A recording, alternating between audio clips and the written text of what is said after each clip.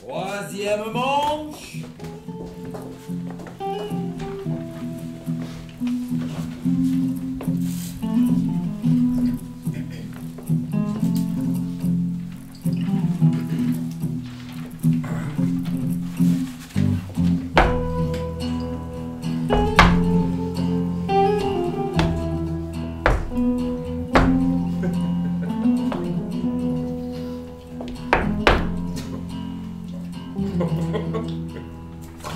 Non!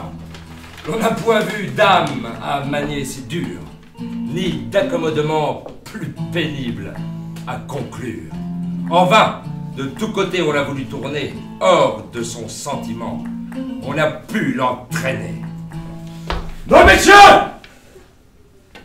Disait-il. Je ne me dédie point, et tomberai d'accord de tout, hors de ce point.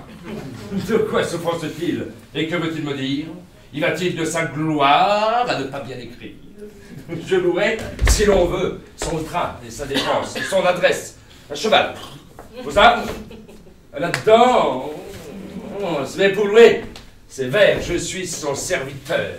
Et, lorsque dans mieux faire, on n'a pas le bonheur, on ne doit de rimer avoir aucune envie, qu'on y soit condamné sur peine de la vie.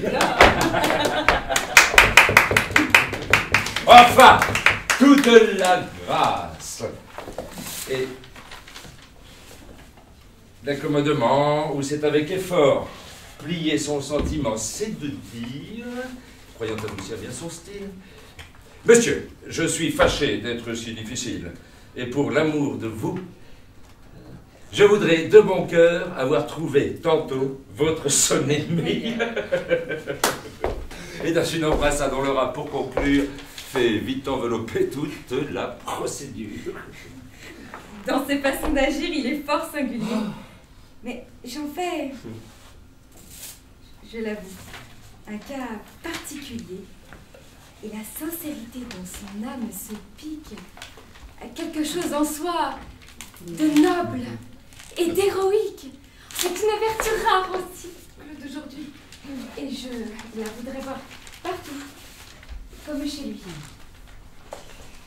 Pour moi, plus je le vois, plus surtout, je m'étonne de cette passion où son cœur s'abandonne. De l'humeur dont le ciel a voulu le former, je ne sais pas comment il s'avise d'aimer. Et je sais moins encore comment votre cousine peut être la personne où son penchant l'incline.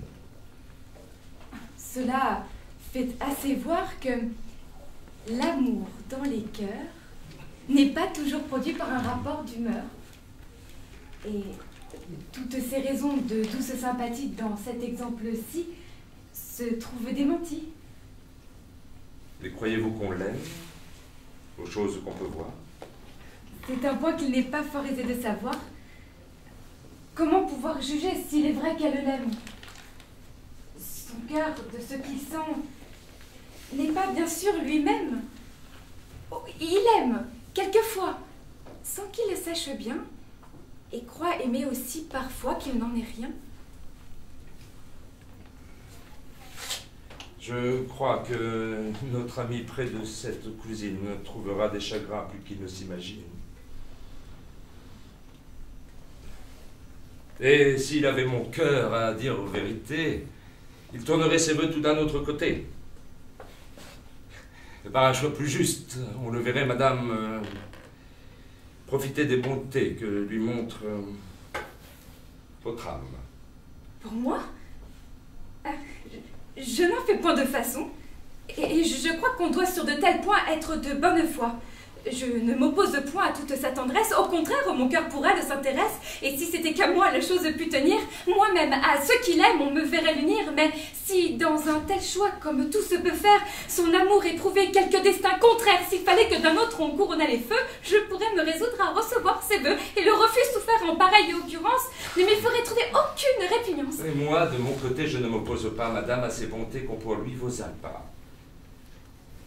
Et lui-même, s'il veut, il peut bien vous instruire de ce que là-dessus j'ai pris soin de lui dire.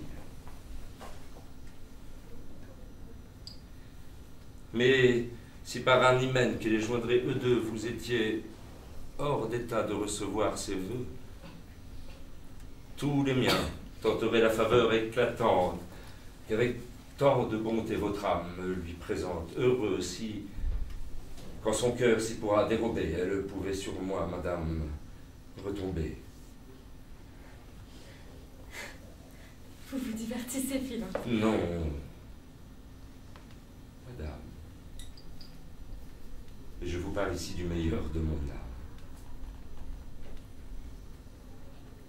J'attends l'occasion de m'offrir hautement et de tous mes souhaits. J'empresse le moment.